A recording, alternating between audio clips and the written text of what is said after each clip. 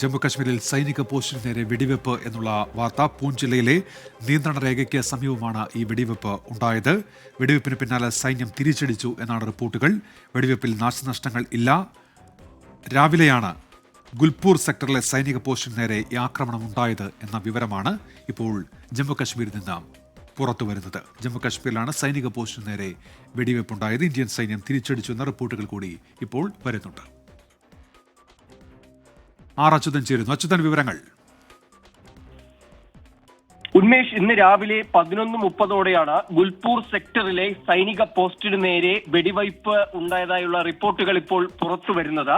ഈ പൂഞ്ച് ജില്ലയിലെ നിയന്ത്രണ രേഖയ്ക്ക് സമീപമാണ് സ്ഥിതി ചെയ്യുന്നത്. അവിടെയാണ് അച്യുതൻ, ആ ശബ്ദത്തിൽ ചെറിയ പ്രശ്നമുണ്ട്. അച്യുതൻ കേൾക്കാമോ?